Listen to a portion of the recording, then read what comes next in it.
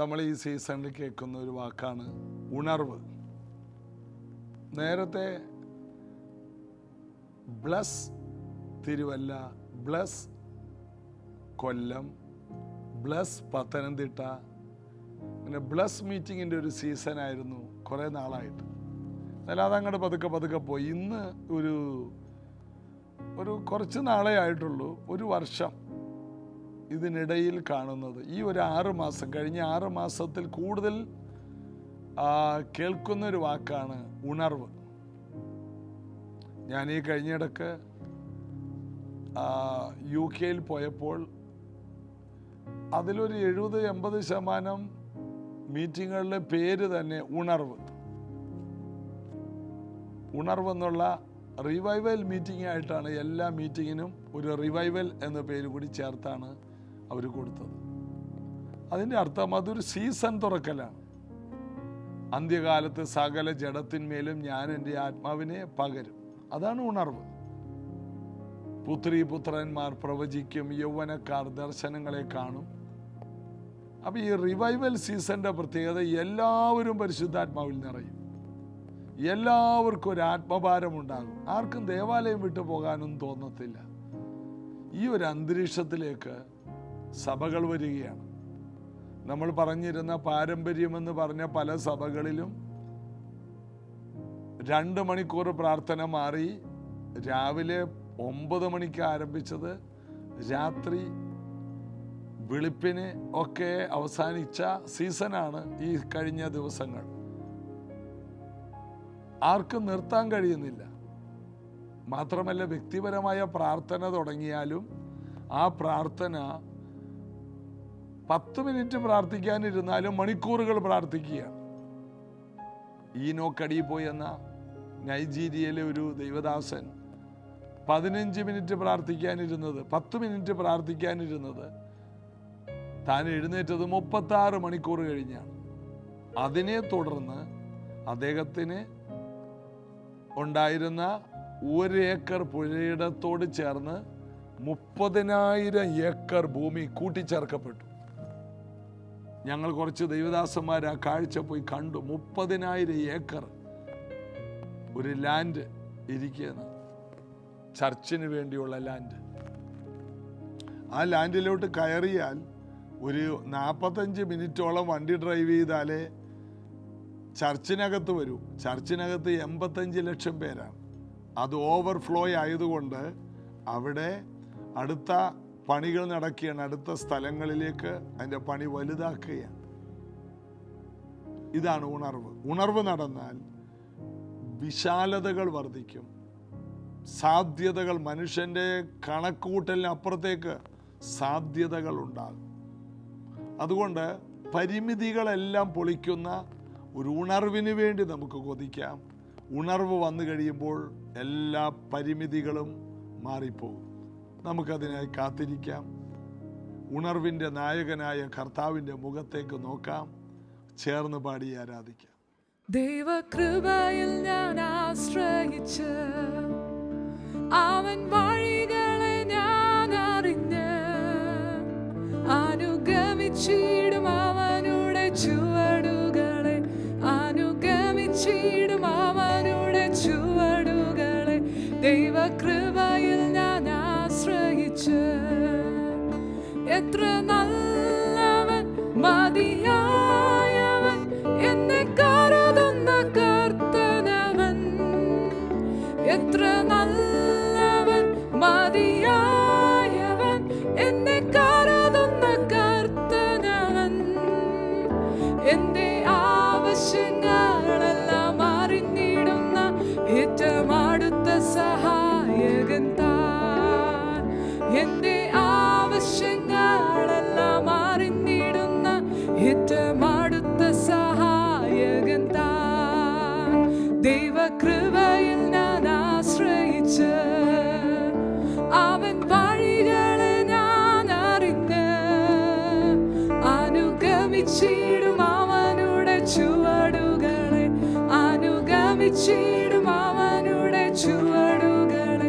ദൈവകൃപയിൽ ഞാൻ ആശ്രയിച്ച് ഇഹലോകമോ അരികിൽ ഒരു സുഖവും മനഃശാന്തിയതും ഇഹലോകമോ തരികിൽ ഒരു സുഖവും മനഃശാന്തിയതും എന്റെ യേശുവിന്റെ തിരുസന്നിധിയിൽ എന്നും ആനന്ദമുണ്ടെനിക്ക്. എന്റെ യേശുവിന്റെ തിരുസന്നിധിയിൽ എന്നും ആനന്ദമുണ്ടെനിക്ക്. ദൈവകൃപയിൽ ഞാൻ ആശ്രയിച്ച് അവൻ വഴികളെ ഞാൻ അറിഞ്ഞ് അനുഗമിച്ചിടും അവനുടെ ചുവടുകളെ, അനുഗമിച്ചിടും അവനുടെ ചുവടുകളെ. ദൈവകൃപയിൽ ഞാൻ ആശ്രയിച്ച് എന്റെ ആയുസ്സിൻ ദിനമൊക്കെയും തന്റെ നാമമഹത്വത്തിനായി, എന്റെ ആയുസ്സിൻ ദിനമൊക്കെയും തന്റെ നാമമഹത്വത്തിനായി ഒരു കൈത്തിരി പോൽ കത്തിയെരിഞ്ഞൊരിക്കൽ തിരുമാർവിൽ മറഞ്ഞിടും ഞാൻ. ഒരു കൈത്തിരി പോൽ കത്തിയെരിഞ്ഞൊരിക്കൽ തിരുമാർവിൽ മറഞ്ഞിടും ഞാൻ. ദൈവകൃപയിൽ ഞാൻ ആശ്രയിച്ച് അവൻ വഴികളെ ഞാൻ അറിഞ്ഞ് അനുഗമിച്ചിടും അവനുടെ ചുവടുകളെ, അനുഗമിച്ചിടും അവനുടെ ചുവടുകളെ. ദൈവകൃപയിൽ ഞാൻ ആശ്രയിച്ച് അവൻ വഴികളെ ഞാൻ അറിഞ്ഞ് അനുഗമിച്ചിടും അവനുടെ ചുവടുകളെ, അനുഗമിച്ചിടും അവനുടെ ചുവടുകളെ. ദൈവകൃപയിൽ ഞാൻ ആശ്രയിച്ച്. നിക്കോദിമോസിന്റെ ചരിത്രം ഇവിടെ തുടരുന്നു. രാത്രിയിൽ യേശുവിൻ്റെ അടുക്കൽ വന്ന നിക്കോദിമോസ് യേശുവിനോട് ചോദിച്ചു, കർത്താവേ, നീ ദൈവത്തിൻ്റെ അടുക്കൽ നിന്ന് വന്നവൻ അല്ലെങ്കിൽ ഇതുപോലെ അത്ഭുതങ്ങൾ ചെയ്യാൻ കഴിയില്ല. നീ ദൈവത്തിൻ്റെ അടുക്കൽ നിന്ന് വന്നവനാണ്, ഉറപ്പാണ്. അതുകൊണ്ടാണ് ഇത്രയും അത്ഭുതങ്ങൾ നടക്കുന്നത്. പ്രസംഗം ആർക്കും പറയാം, പഠിപ്പിക്കൽ ആർക്കും പഠിപ്പിക്കാം. അത്ഭുതം നടക്കണമെങ്കിൽ അതിൻ്റെ പുറകിൽ ദൈവമാണ്. ദൈവത്തിൽ നിന്ന് വന്നവൻ ദൈവവചനം പ്രസ്താവിക്കും. അതാണ് നമ്മൾ ഇതേ അധ്യായത്തിൽ നമ്മൾ കാണുന്നുണ്ട്. 34-ാം വാക്യം, ദൈവം അയച്ചവൻ ദൈവത്തിൻ്റെ വചനം പ്രസ്താവിക്കുന്നു. അവൻ ആത്മാവിനെ അളവ് കൂടാതെ അല്ലോ കൊടുക്കുന്നത്. 34-ാം വാക്യം ഇതേ അധ്യായത്തിൽ, യോഹന്നാൻ 3:34. ഒന്നുകൂടി ഞാൻ വായിക്കാം. ദൈവം അയച്ചവൻ ദൈവത്തിൻ്റെ വചനം പ്രസ്താവിക്കുന്നു. അപ്പോൾ ദൈവത്തിൽ നിന്നുള്ള വചനവുമുണ്ട്, നമുക്കറിയാവുന്ന കുറേ അറിവുകളുമുണ്ട്. അവൻ ആത്മാവിനെ അളവ് കൂടാതെയല്ലോ കൊടുക്കുന്നത്. എന്താണ്? ദൈവരാജ്യം പരിശുദ്ധാത്മാവിൻ്റെ ഒരു കവിഞ്ഞൊഴുക്കാണ്. അതാണ് യോഹന്നാൻ 7:37-38. വിശ്വസിക്കുന്നവരുടെ ഉള്ളിൽ നിന്ന് തിരുവെഴുത്ത് പറയുന്നത് പോലെ ജീവജലത്തിൻ്റെ നദികൾ ഒഴുകും. നദിയെന്നല്ല, നദികൾ. റീനാഡ് ബോങ്കെ എന്ന് പറയുന്ന ദൈവദാസൻ ആഫ്രിക്ക ഭൂഖണ്ഡത്തിൽ 10 കോടി ജനങ്ങളെ നേടിയ ആ ദൈവദാസൻ ബാംഗ്ലൂർ വന്നപ്പോൾ പറഞ്ഞ ഒരു കാര്യമുണ്ട്. 5000-ഓളം പാസ്റ്റേഴ്സ് 1991 5000 പാസ്റ്റേഴ്സിന് വേണ്ടിയുള്ള പകൽ മീറ്റിങ്ങും വൈകിട്ട് ലക്ഷക്കണക്കിന് ജനങ്ങൾ കൂടുന്ന വലിയ ക്രൂസേഡും. പകൽ വന്ന 5000-ഓളം പാസ്റ്റേഴ്സിൽ അദ്ദേഹം പറഞ്ഞത്, അദ്ദേഹം ചോദിച്ചു, നിങ്ങളുടെ ഉള്ളിൽ നദികളുണ്ട്. അപ്പോൾ നമുക്കത് വല്ല മനസ്സിലാകുമോ? നദിയൊന്നും മനസ്സിലായില്ല. അദ്ദേഹം ചോദിച്ചു, ഇന്ത്യയിലെ ഏറ്റവും വലിയ അണക്കെട്ടിൻ്റെ പേരെന്താണ്? എല്ലാവരും പറഞ്ഞു പഞ്ചാബിലുള്ള ബക്രാനങ്കൽ. ഇടുക്കി ഡാമൊന്നും അതിൻ്റെ ഒപ്പമൊന്നുമല്ല, പഞ്ചാബിലുള്ള ബക്രാനങ്കൽ. റീനാഡ് ബോങ്കെ പറഞ്ഞു, നിങ്ങളുടെ അകത്ത് ആയിരക്കണക്കിന് ബക്രാനങ്കലുണ്ട്. അപ്പോൾ എല്ലാവരും ചാടി എഴുന്നേറ്റു. പാസ്റ്റർമാർക്ക് കാര്യം മനസ്സിലായി. വിശ്വസിക്കുന്നവൻ്റെ ഉള്ളിൽ നദിയല്ല, ജീവജല നദികളാണ്. അത് വലിയ ശക്തിയാണ്, ഏറ്റവും വലിയ ശക്തി. ഏത് കോട്ടകളെ ഇടിക്കുവാൻ ദൈവസന്നിധിയിൽ ശക്തി. അതാണ് കൊരിന്ത്യ ലേഖനത്തിൽ പൗലോസ് പറയുന്നത്, ഞങ്ങളുടെ പോരിൻ്റെ ആയുധങ്ങൾ ജഡീകങ്ങളല്ല, കോട്ടകളെ ഇടിപ്പാൻ ദൈവ സന്നിധിയിൽ ശക്തിയുള്ളതാണ്. എവിടെ ശക്തിയുള്ളതാണ്? ദൈവ സാന്നിധ്യത്തിൽ. ഇതെല്ലാം സംഭവിക്കുന്നത് ദൈവത്തിൻ്റെ സന്നിധിയിൽ ഇരിക്കുമ്പോഴാണ്. ഒരിക്കലും ഇടിയാത്ത കോട്ടകളെല്ലാം ദൈവ സാന്നിധ്യത്തിൽ ഇരിക്കുമ്പോൾ ഇടിഞ്ഞു മാറും. കാരണം പരിശുദ്ധാത്മാവിൻ്റെ അളവില്ലാത്ത ഒരു ഓവർഫ്ലോ ഉണ്ടായിട്ട് ആ വെള്ളം ചെന്ന് ഇടിക്കുന്നതാണ്. ആ ഓവർഫ്ലോ ചെന്ന് ഏത് കുന്നുകളെയും തവിടുപൊടിയാക്കും. നമുക്കറിയാം, കേരളത്തിൽ വെള്ളപ്പൊക്കം വന്നപ്പോൾ എന്താ സംഭവിച്ചത്? കേരളത്തിലെല്ലാവരും വിചാരിച്ചു ഇനി വെള്ളപ്പൊക്കമൊന്നും ഉണ്ടാവില്ല, പുഴയും തോടുകളും എല്ലാം നികത്തി അവിടെയെല്ലാം കൃഷിയും നല്ല വീടുകളും വെച്ചു.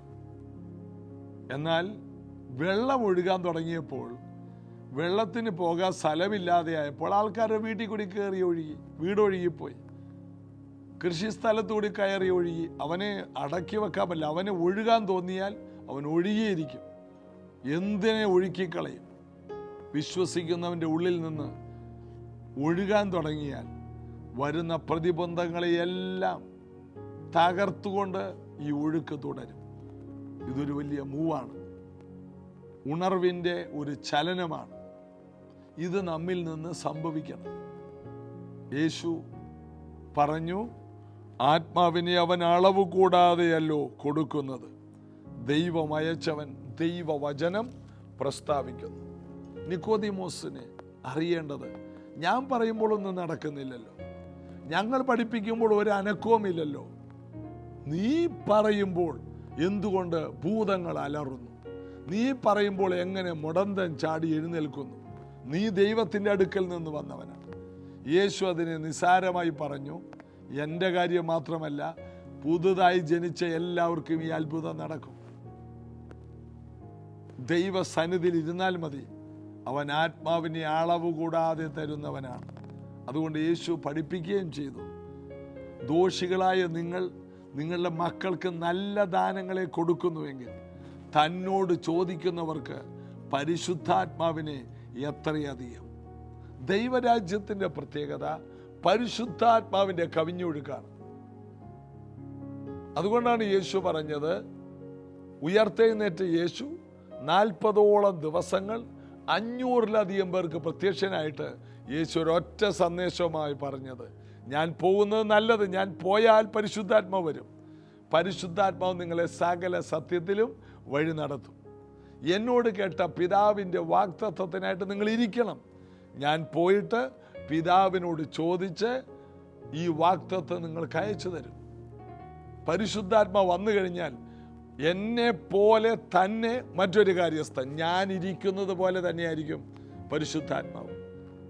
ഞാൻ ഉണ്ടായപ്പോൾ എന്തെല്ലാം നടന്നു അതെല്ലാം ഉണ്ടാകും. അതുകൊണ്ട് ഞാൻ നിങ്ങളെ ഒരു നാളും അനാഥരായി വിടില്ല എന്ന വാക്കിൻ്റെ നിവർത്തി പരിശുദ്ധാത്മാവ് ഇറങ്ങി വന്നതോടുകൂടി നമ്മുടെ അനാഥത്വം മാറി.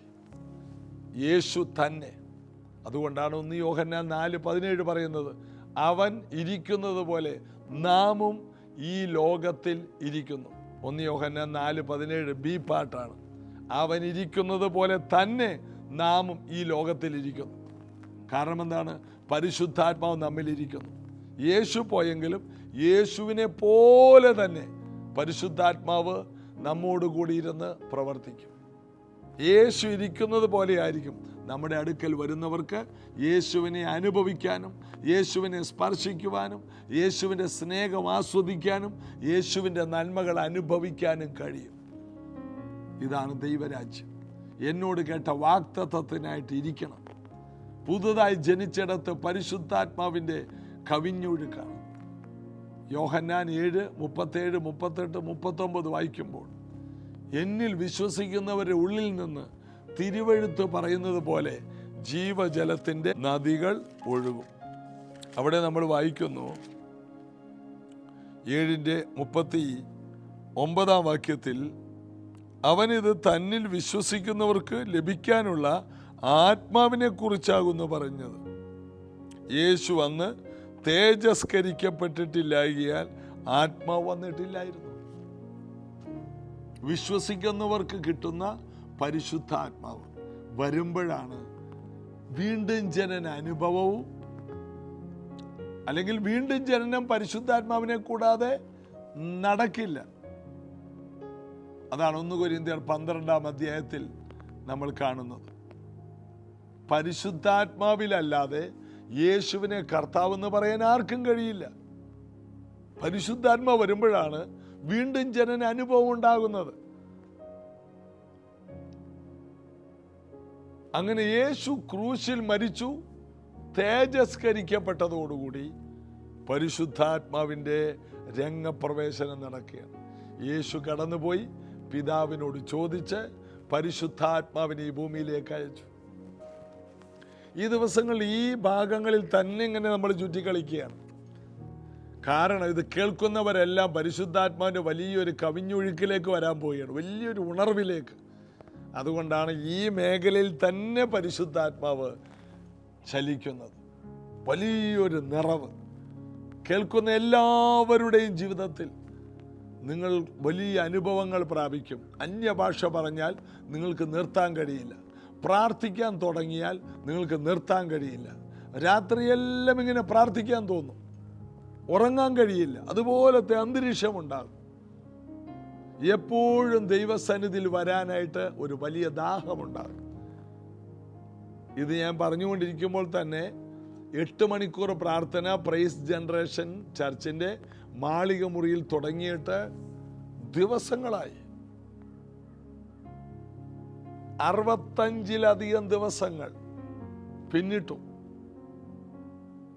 എന്താ ഇതിൻ്റെ കാരണം? പരിശുദ്ധാത്മാവിൻ്റെ വലിയ ചലനമാണ്. 8 മണിക്കൂറാണ് ഇരിക്കുന്ന കൊച്ചുകുട്ടികൾ പോലും പരിശുദ്ധാത്മാവിനെ പ്രാപിച്ചുകൊണ്ട്.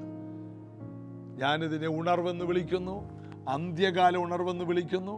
ഞാൻ എന്നോട് തന്നെ പ്രവചിക്കുകയാണ്, ഇന്ന് ഭൂമി കണ്ടതിൽ വെച്ച് ഏറ്റവും വലിയ ഉണർവ് പ്രൈസ് ജനറേഷൻ ചർച്ചിൽ നടക്കുമെന്ന് ഞാൻ എന്നോട് തന്നെ പ്രവചിക്കുമ്പോൾ അതൊരു അഹങ്കാരമല്ല, അതെൻ്റെ ഒരു വിശ്വാസമായിട്ടാണ് ഞാനതിനെ കാണുന്നത്.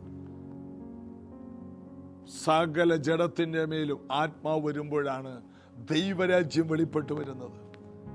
നിക്കോദിമോസിന് അറിയേണ്ടത്, ഞങ്ങൾ വചനം പഠിപ്പിക്കുമ്പോൾ ജനങ്ങൾ ഉറങ്ങുന്നു, നീ വചനം പറയുമ്പോൾ എല്ലാവരും ഉണരുന്നു. എന്തുകൊണ്ടാണ്? നീ ദൈവത്തിൻ്റെ അടുക്കൽ നിന്ന് വന്നതാണ്. യേശു അതിന് മറുപടി പറഞ്ഞത്, പുതുതായി ജനിച്ചാൽ മതി, അതിന് ആ വ്യക്തി ദൈവത്തിൻ്റെ അടുക്കലായി മാറും. പുതിയ സൃഷ്ടിയുമായിട്ട് മാത്രമേ ദൈവത്തിന് കണക്റ്റ് ആകാൻ കഴിയൂ. നാം വീണ്ടും ജനിക്കുമ്പോൾ നമ്മിലൊരു പുതിയ സിം ഇടുകയാണ്, സ്വർഗവുമായിട്ട് കണക്ട് ചെയ്യുന്ന ഒരു സിം. നമ്മുടെ മൊബൈലിൽ കണക്ഷനുകളുണ്ടല്ലോ, നെറ്റ്വർക്കുകൾ, അതുമായിട്ട് കണക്റ്റ് ആകുമ്പോഴാണ് നമ്മുടെ മൊബൈൽ വളരെ ആക്റ്റീവ് ആകുന്നത്. അല്ലെങ്കിൽ ആ സിം ഇട്ടില്ലെങ്കിലോ ആരുമായിട്ട് നമുക്ക് കോണ്ടാക്ട് ചെയ്യാൻ പറ്റില്ല. ഇതുപോലെ സ്വർഗവുമായിട്ട് കണക്റ്റ് ആകുന്ന ഒരു സിം വരികയാണ് വീണ്ടും ജനിക്കുമ്പോൾ.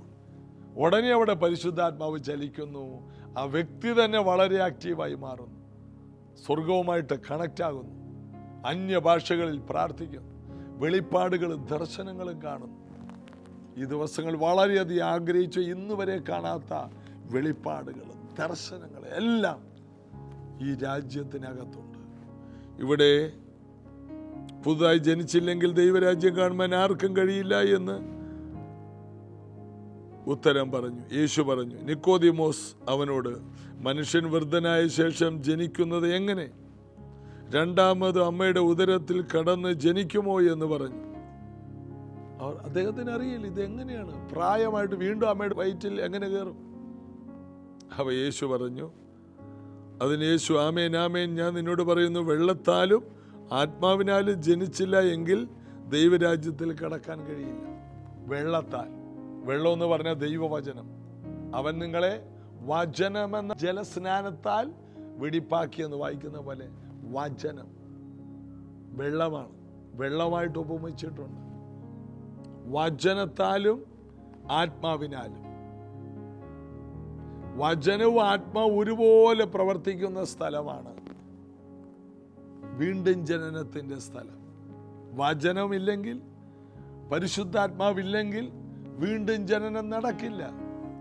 അപ്പോൾ ഒരാളെ നന്നാക്കാൻ വേണ്ടി ദൈവവചനവും പ്രാർത്ഥനയും ഒരുപോലെ കൊണ്ടുപോകണം. അതുകൊണ്ടാണ് അപ്പോസ്തല പ്രവൃത്തി 6-ാം അധ്യായത്തിൽ ശിഷ്യന്മാർ പറഞ്ഞ് ഞങ്ങൾ വചനത്തിലും പ്രാർത്ഥനയിലും ഉറ്റിരിക്കും. പ്രാർത്ഥന എങ്ങനെയാണ്? ആത്മാവിൽ പ്രാർത്ഥിക്കും, വചനവുമായിട്ടിരിക്കും. ഞങ്ങളോ പ്രാർത്ഥനയിലും വചനത്തിലും ഉറ്റിരിക്കും. വചനവും പ്രാർത്ഥനയും അല്ലെങ്കിൽ ആത്മാവ് ഒരുപോലെ ചലിക്കുന്നിടത്ത് വീണ്ടും ജനനം നടക്കും, രൂപാന്തരം നടക്കും, ജനങ്ങൾ വർദ്ധിച്ചു വരും, സഭ ബലപ്പെട്ടു വരും, ശക്തിയുള്ളതായി മാറും, ഓരോ കുടുംബങ്ങൾ അഭിവൃദ്ധിപ്പെടും, വഴികളെല്ലാം തുറന്നു വരും, സൂപ്പർ നാച്ചുറലെല്ലാം തുറന്നു വരും. വചനത്താലും ആത്മാവിനാലും. വചനം സൂപ്പർ നാച്ചുറലാണ്. അത് അക്ഷരമല്ല, അത് ആത്മാവിൻ്റെ വാളാണ്.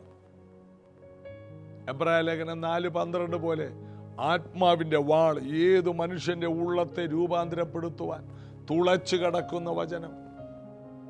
ഈ സത്യങ്ങൾ കർത്താവിൻ്റെ മക്കൾ അറിഞ്ഞ് കർത്താവിൽ ബലപ്പെടണം.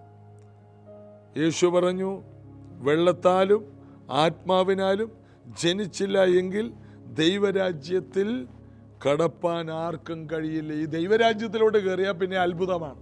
കയറണമെങ്കിൽ വചനത്താലും ആത്മാവിനാലും. ആത്മാവ് ഒരുപോലെ എവിടെ സമ്മേളിക്കുമോ അങ്ങനെയുള്ള ചർച്ചിലേ പോകാവൂ. ആത്മനിറവും ദൈവത്തിൽ നിന്ന് പ്രാപിച്ച വചന ശുശ്രൂഷയുമുള്ള ചർച്ചിൽ പോയിക്കോ, നിങ്ങളുടെ ജീവിതം മാറും.